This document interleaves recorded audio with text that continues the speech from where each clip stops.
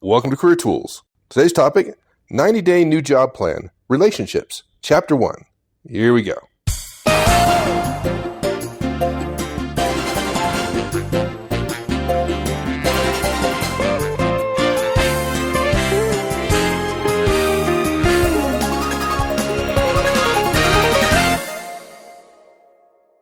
Well, some time ago, I can't remember when, it was a while ago, though, we released our 90-day new job plan, right? Right. And I recall during that podcast, we promised to give folks more details about the tasks that they need to do in order to be effective in the first 3 months of their new job. And so here we are.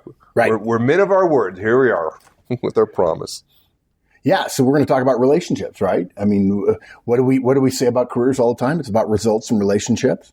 And when you're just starting out, there are a lot of people in the world who are uncomfortable starting relationships. We respect that. And we often ask professionals to do things they're not comfortable doing. If you want to have a great career, you can't tell us at the end of 30 years, well, I could have done better, but I'm just uncomfortable talking to people. You have to break through that. And what you discover after you do what we're going to recommend 10, 15, 20 times, it's not that bad. Your head doesn't explode, and you're going to be fine. And particularly if you're starting your career now, starting sooner is better. Don't miss a couple of opportunities early on simply because you're uncomfortable. You're shy. You're reserved. Being shy or reserved is no negative to having a career as long as you're willing to work against it. Okay? As long as you're willing to fight through it. And that's what this cast is about. So let me ask you a question before we start. Let me ask you, because we often talk about the importance of results and relationships. You can't have one. You can't be successful long-term without both. You have to have results, right? Obviously, right? And you need to have relationships. Right. And this podcast to me is kind of interesting because probably half the people who are listening right now, maybe more, just because the type of our audience, they're thinking results, right? The first 90 days, I think we put this thing to bed a long time ago. Like you have to change the world in 90 days. You have 90 days to make it big. No. So we talked about that last time. We don't need to go into that about the falseness of that.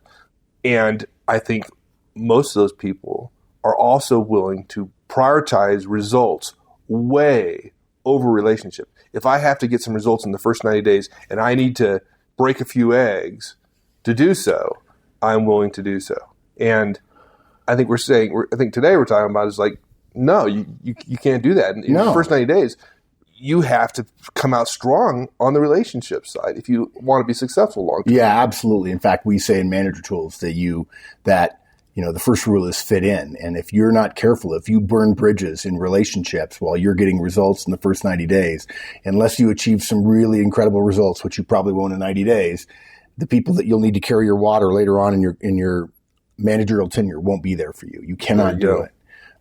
So look, we're going to make a simple recommendation. This is probably one of the most simplistic casts, but we want many of you who are uncomfortable doing this stuff to hear it from us, to understand what we mean by it. And there are 3 simple recommendations. The first thing we're going to say is just ask. It's the simplest way to get stuff from people. Just ask them. Okay. Now, many of you say, well, okay, but I don't know what to ask about. We understand. We respect that. What do you ask about? You ask about family. You ask about company history. You ask about their relationship with other people. You ask them about what they're good at, their expertise. And you ask them about behavioral patterns, about how they tend to do things, so on. That's it. That's just a starting point. Okay? This is a further take on our conversational piece. It's actually probably a prequel to the how to be effective in a conversation by having a tennis match. If you've not listened to the cast, we encourage you to do it. And then lastly, and this is something we could all do better at. I was just talking to somebody today about not using Siri to do this and not tapping onto my phone to do it, but rather writing things down. You've got to write down what you learn about people so that you'll remember it. Not because you're forgetful, but because you're going to get too much information, and we all do forget. Right. Well, a lot of people think that it's really hard to get information out of folks, and what you're saying here is don't make it harder than it needs to be. Just ask them, right? Yeah, and I go back to what I said earlier that, okay, for some of you it's hard. For some people it's easy. I've never had too much trouble. I just go up and ask. But I know I've certainly felt times where I was reticent to do something, and I'm sure that reticence is what some people feel about talking to other people. And you could say to yourself, in 90 days, I'll have built up the courage and I'll walk by them enough. I'll finally make eye contact and say something to them. The problem is in the first 90 days, if there's someone who's warm and friendly and you're not behaving in a warm and friendly way to them, they're going to assume you're cold, and it's going to be much harder to start a relationship later. So it's way better. In the first 3 months, you've got the perfect opportunity. Nobody expects you to know anything. Right. They know you just arrived. You don't know anything. The questions are natural, right? Yeah. If somebody walked into your building for the first time and they started asking you questions about the people, about the process, about whatever, you go like, okay. I think one of the biggest problems, one of the biggest hurdles to asking questions is that people assume asking questions is a sign of weakness. And in fact, a question it can be weakness if in fact you don't know something you're supposed to know. But if you ask it in a weak way, in an apologetic way, as if to suggest everybody knows this but me, then it does come across perhaps as weakness. The only thing weaker than asking a question is not knowing it. And most people in the beginning know you don't know anything, and then not asking at all. And acting as if you do, when in fact, when they need to rely on you for having that information, you don't have it.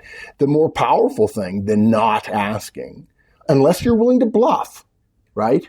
Unless you're willing to bluff and say, oh, the most powerful thing is for me not to know, for me not have to do anything different, and then to bluff as if I do know it.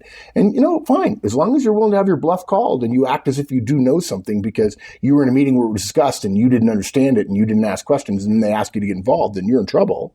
But bottom line is, the more powerful thing than not asking is to ask and to be confident enough to say, I know what I don't know. What I don't know is okay. Now, if you've been in the same job for 20 years and there's still stuff you don't know, that may be a weakness, but it's still better to be confident enough to admit it and to say, look, I admit I don't know. I regret it. And I'd like to know. Can you please tell me more about that? And, we actually have seen people recommend new people, managers, when you get a new person in, make sure they get the fresh eyes technique, which means, hey, you're new here, you're fresh. We're going to say things that make no sense to you, that you're going to suggest a completely different way that's completely normal to you. And everybody's going to go, oh, we never thought of it that way, because that's just the way we've always done it. Right? So we want those fresh eyes. So it's okay. You have leeway, generally speaking. There are rare exceptions, but generally speaking, you have leeway to ask stupid questions, to ask questions about the things which are sacrosanct or nobody talks about. It's okay to ask. Why do we do it that way? What about this? What about that? How about, I've seen some folks do, they set up getting to know you meetings with their folks. What do you think about that? Is that a appropriate thing to do? Yeah, if you're a manager, I think you'd be crazy not to, right? I mean, there's nothing wrong with that at all. It gives you the opportunity to ask all the questions you want. But look, you don't have to be a manager to have those kind of meetings, right? You may not have the authority to put them down on your teammates, your peers' calendars, or you certainly couldn't say, boss, I put a half an hour on our calendar so I could ask you a bunch of questions. Yeah. But you could ask people for time to do that. Yeah, right? you can ask for some time to get to know them better, right? Understand their job. Take time during a coffee break. Hey, I'm going to can I buy you coffee? I'd like to learn more about what you do. Okay. I'm amazed at people before and after meetings, right?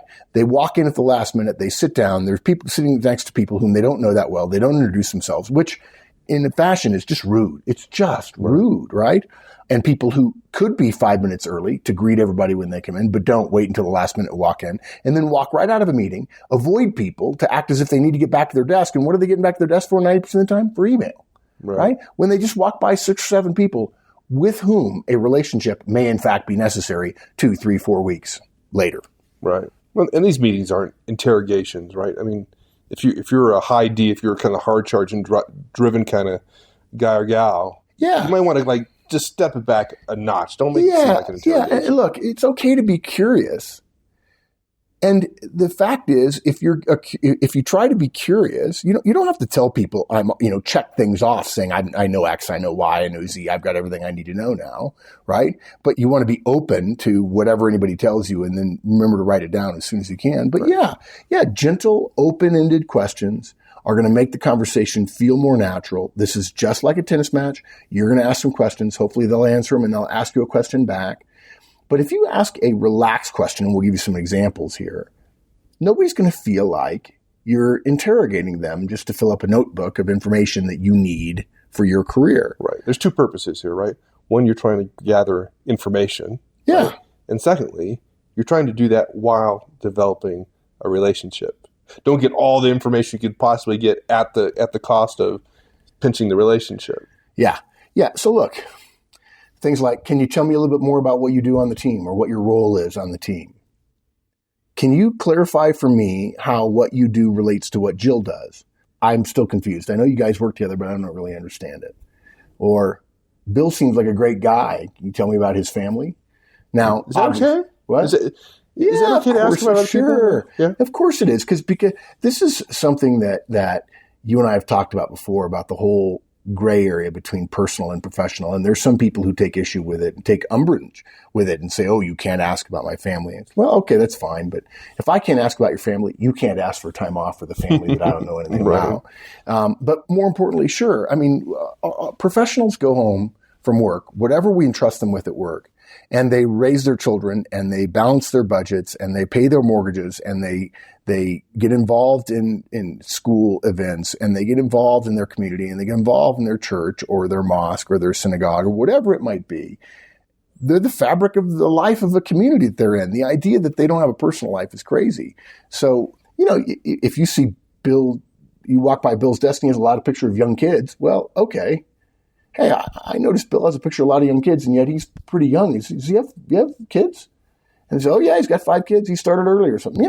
That's normal. Yeah. On the other hand, you're not looking for opportunities to get Joe to throw Bill under the bus, Well, right? You're not no. going to say, hey, Joe, when's the last time Bill stole from the company?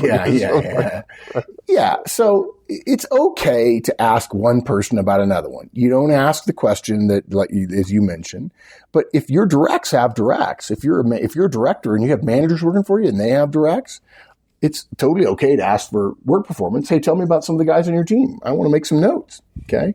But peer-to-peer, you just want to be cautious about that. And it depends on whether you're brand new or not. I wouldn't ask that in the first week. Look, if you ask an open-ended question and you pay attention to who answers openly and who is guarded, you know who to ask less of, the person who's guarded, and who to ask more of, the person who tends to be open. Right. Just pay attention. So help me out. What kind of questions are you going to ask? I love when you say help me out. I feel like I exist to help you out, right? You haven't said, nobody's told you that? No, yeah, sorry. I'm sorry. Can I get you anything while we're here? Folks, coffee, tea. You anything? witnessed discovery. Yeah. It happened today. Look, we're asking questions in order to develop a relationship with somebody, okay? So we need to know the things that are going to help us relate to them.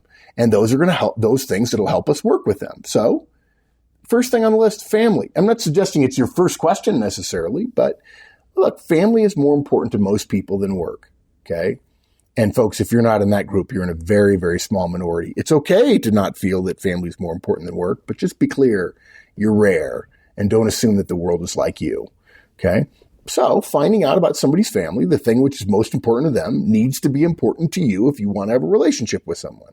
Ask about their family, ask their spouse's names, ask their kids' names, and then remember their names afterwards and what they're into when you talk to that coworker later on in the week or the month. Now, there are people who are listening right now who are saying, I can't believe they're still talking about this family thing. There's some people who want it off limits. Yes, and that's absolutely true. And I don't have any problem with somebody being off limits. The person who wants it to be off limits, who suggests that therefore everyone else should stop asking, is abusing relationships. Your rules don't apply to everyone. In fact, your rules are held in an extremely small minority of people that a lot of other folks think of as antisocial. Now, you may not be antisocial. That said, you do not have to share about your family. Other people do not have to share about their family. It is therefore, though, not a crime to ask someone about one's family. In fact, in a typical business, professional, even quasi-personal professional relationship, not asking about someone's family after a month or two is considered inappropriate. It's considered avoiding the 900-pound gorilla in the room. Mm-hmm. So there's a difference between saying I wish to stay private, which is completely your right and prerogative, and we'll respect it. There's a difference between that and saying, and so therefore the question shouldn't be asked. Because asking about people's lives as a way of strengthening one's relationships is as normal as the human race since the beginning. It's what we do. We ask about one another in a polite and professional way. Yeah, there are certain rules in the workplace that might be relaxed at a pub or at a family gathering or at a local barbecue. But fundamentally, asking about someone else's family is not rude. It's not inappropriate. The opposite is actually true. Nevertheless, it is still okay to say, well, I really don't talk about my family at work. And if I ask you about your family, you say, I don't really talk about my family at work, and say, oh, okay, I won't ask. No worries. It's fine. But again, there's a difference between someone asking or someone not wanting to talk about it and then therefore saying that someone asking is rude. Is right. Yeah. Second thing you talk about, company history. To understand the person you're talking to, how long have they been with the company? Well, how long have you been here? What jobs have you had? Is Joe your first boss? Maybe you and Bob are talking and Joe's your boss and Joe is his boss as well. And you say, Joe, your first boss here? Or have you worked for other bosses? Or no, I wish you used to work for Mary. Let me tell you about Mary. Yeah. Yeah. Okay. Here's perk up there. Yeah. All right. Yeah. What their ambitions are. And look, you may not get all this in one conversation. It may be 2 or 3 or 4 or 10 conversations. But the idea is fill in the blanks on who they are at work in terms of their work history. And look, if you can't imagine needing to know where one of your coworkers previously worked, just imagine being new and needing some help from a different department. You don't have any relationships there, but your coworkers could. I heard someone say the other day that it was a joke that if something happened in a cube farm, that there would be prairie dog and people would pop up and look around and go, what happened? On the other hand, I used to prairie dog all the time. I used to stand up and go, anybody know anybody over in X? And somebody would always say, yeah, I know. I said, can you take me over there and introduce them? Or can you make a phone call for me? Can you do this? Do that? Like, fine, right? You call on other people's relationships. Now, what I discovered pretty quickly is that I had a lot of relationships and people would always be asking me, but that made me sort of the go-to guy for some of the stuff we were doing. And if you're new and you don't have any relationships, it's okay to ask to leverage other people's relationships, provided you do it professionally and you burnish the relationship rather than tarnish it. Yeah. Okay, so let's talk about relationships with others a little bit more. Is it appropriate? Is it okay to ask folks about their relationships with others? It seems like that might be a little bit more sensitive. Yeah. Questions can be more sensitive, and I would wait to ask them until you knew better, till you had a better relationship, until you gotten past, how long have you worked here? And I'm sorry, what's your name again? Yeah, I think the best way to get a sense of people's relationships with others is to observe, right? In a staff meeting, watch for who supports whom and who doesn't. Take note of who goes to lunch with whom. Take note of who covers for whom during absences. Take note of who does favors for whom, who asks favors, really, actually is probably the better thing. All of that can give you a sense of where the unwritten connections are in the workplace between peers and not peers as well. Yeah. Right? The one guy in your team who's well thought of, who never eats lunch with your team and always eats lunch with another team, I'd want to know more about that. I'd want to understand that a little bit more, and I'd start paying attention for the next 30 days. And probably within 30 days, I'd figure it out. Unrelated to this podcast, somebody recently posted something in the forums about software for mapping relationships within organizations, which I can't imagine buying a piece of software to go do that, but it is interesting. Yeah, it's interesting. And there are companies, we've talked about it before, that are brilliant at mapping, at doing analytics on electronic communications and physical locality. And they've actually done some studies recently where people wear necklaces with GPS positioning, precise positioning stuff to see who talks to whom and so on. And I think actually in the Harvard Business Review recently, it said something to the effect of, the key is have everybody have a break at the same time or something like that. So they all run into one another at the water cooler or something like that. I think for the average individual, overkill. A little much. Yeah. On the other hand, look, for a long time, I can't remember the name of the software now. I had some really I want to say it was ACT, Activity Contacts Time, and it had a fabulous contact database. There were a couple others that I used. Goldmine. I never used Goldmine, but I think it was ACT 2.0. There were a couple of others that I used, and I loved them, and they all talked to one another through some sort of file exchange format, and very helpful, particularly when you're dealing with external people, and you want to keep track of little bits and pieces that they said. And of course, the danger is always you forget to enter data that you wish you had. You wish you had later on. Which again, we'll talk about in a little bit. But look, something else you can ask is the expertise point. You don't ask, what's your expertise? On the other hand, what's your favorite part of your job? Will tend to get people talking about what they like, and that tends to be what people are good at. That's another question you could ask somebody else, right? We had a fairly innocuous question. Hey, if I wanted X around here, who'd be the person to talk to? Yeah. Who's the expert there? I love that, right? Yeah. And they will then talk about someone else, but you're not saying, hey, is Jane an expert or is Bob an expert? Like you're trying to find out about Jane or Bob. Yeah, exactly. Absolutely. Yeah. And the last thing is behavioral patterns, right? We really probably don't have to ask about them. First, people love to tell other people about other people's idiosyncrasies, right? You really? Yeah. The whole don't talk to Jim until he's had his coffee. I remember at West Point, we used to, as a plebe, they made us say, "Good morning, sir." And I remember, before breakfast formation at 6:30 in the morning, half of the first classmen would say half right, meaning it's morning, but it's not necessarily good because I haven't had my coffee. I didn't think we didn't have coffee in the barracks, did we? Was there coffee in the barracks? No, you could heat something up. You get one of those little coil water things, heaters. Which were illegal, right? As I recall. Yeah. Folks, first coffee. Yes, there are schools. You can be in college and having a little hot water heater is illegal. Yeah. They were actually not, they weren't dorms, or they weren't frat houses, they were barracks. So that gives you some sense of how much fun we had. But yeah, the first coffee we ever had in the morning was sitting down at the breakfast table, right? And hopefully the milk with the entire Corps Cadet. And hopefully the milk that you stored on your ledge outside your window was not frozen overnight, or was not spoiled, or not spoiled exactly. Yeah. But look, you don't have to ask about behavioral issues. You can ask if Bob wants to know the best way to approach Jim about a difficult topic. Asking Jill's advice will make Jill feel knowledgeable and get Bob the information he needs. So you'd say, as you said, who knows any more about that? Or, who would I talk to about this or that? And do you think it'd be okay if I talk to him? Sure, of course. I also think that people sit in meetings and are so worried about what they have to say that they don't pay attention to what other people are saying. And I think a lot of people complain about meetings they don't need to be in. And in the first 90 to 120 days, you're not going to contribute a lot. That's when you should be soaking up. That's when you're taking an investment from the organization. They're investing their time so you can see them doing stuff and learn how they tend to be. And I have to say, it would be nice for many of you, if you don't know anything about DISC, to take the DISC profile, to learn enough about it. You don't necessarily have to come to our Effective Communications Conference. You can just listen to the DISCcast. And by doing so, you'll know enough to help you get a sense of how you might be able to interact with those people as you watch their behavior in meetings and so on. Of course, you learn a whole bunch of stuff, and you cannot remember it all. So you have to write this stuff down. Yeah, and I'm going to be very honest and say I'm not as good at this as I should be. Now, I have a pretty good memory. I'm not great with names, really not. But that surprised me because I think you are. No, I'll tell you why. I'll tell you. I've said this before. We have a podcast about remembering names, and what I tell people is let yourself off the hook. It's okay to not remember people's names.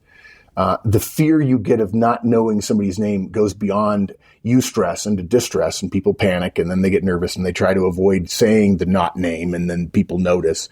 I'll tell you what I do. I try to remember people's names, and I might be better at it than most people, but I don't measure myself. The reason I say I'm not any good at it is I know people who are better than me at it, and I don't measure myself on whether I remember people's names. I measure myself whether or not, if I don't remember their name, I quickly say, "I'm so sorry, I've forgotten your name," which people will forgive over and over and over again. And by the way, the third or fourth time you ask, or even the second time you ask, the emotional anchoring of embarrassment that you have to ask helps you remember it the fourth, fifth, sixth, seventh time. Yeah, I don't want to do that anymore. Well, for me, the problem is somebody says their name and say, "Hi, Bob, nice to meet you." And then literally 10 seconds later, I go "Oh, crap. What's his name?" Yeah, I'll tell you something about that. I have come to the conclusion in watching clients, the reason that's the case is because those are dominant people. They're D's and I's, in my experience, and they are not listening. They are waiting to talk. There's the old joke that in America, the opposite of listening is not talking. It's waiting to talk. The opposite of talking is not listening. It's waiting to talk. And I think you really have to, if you're an assertive person, if you're a high D or an I in the DISC model, you have to learn to put yourself in neutral, because remember, communication is what the listener does, right? But if you're not listening, you're waiting to say what you want to say, the next thing. Yeah, but when I do that, all the atoms and molecules in my body start vibrating at high frequency, and I start heating up. Yeah, it's not good. And then your face turns red, embarrassing. Yeah, I know. Yeah. So look, we know you want to write it down, and yet it's easy to forget, and we're going to let you off that hook a billion times because we've all done it ourselves. The example that I like to use is kids' names. It's embarrassing to have to ask about kids' names twice, because kids' names to those parents are the most important, sweetest things in the world. But look, it doesn't matter what your intent is. It doesn't matter how guilty you feel. What matters is action and results. So write down the information you need to remember. Be late to a meeting. I hate to say that. If you're going to be on time to a meeting and then somebody gives you 3 kids' names, stop. If you're always on time to a meeting, being late by 30 seconds is not going to kill you. Find a piece of paper. Now, I admit, I don't recommend writing on your hand, we find that unprofessional. You might have to 1 out of every 1,000 times, but there's got to be a desk nearby. Grab a piece of scratch paper and write Joe, and then write K. I write a K with a circle around it, and then a dash, and then I write kids' names. And I used to write down ages, but now I've learned not to do that. I write down, when they tell me the ages, I write them down once, and I immediately cross out the age, and I put down the equivalent birth year. Right. So that way, when I write it down and put it in their contact information, I know 10 years later, they're not still 5. Right. And look, you might still forget, and you may not get their names right. And I've said to many conferences, and I've had a few people stay in touch with me over the years and politely always ask if the names of my kids, Kate, Travis, and Drake. And if someone came to me and says, Mark, how are you? I said, fine. How are you? Good. And how are your children? Kate and Travis. And I can't remember. I want to say Derek. I said, no, it's Drake. He gets huge credit. He gets 90% credit, not 50% credit for remembering 2 out of the 3. And even just being close. If he said Katie, which Kate would hate as a name, I would still give him credit for being close. If he said Catherine, if he said Trevor, something like that, or he said, I want to say it's some cool name, but I've forgotten, I'd still give him credit for the impression he's giving me that it's on the tip of his tongue. So for those of you who do remember, and some of you do, I appreciate it. And if you forget, it's okay. It's okay to ask again. And the solution is being willing to admit and asking again, and also writing it down as fast as you can. Make the effort, write it down, and then get it into your system. There you go.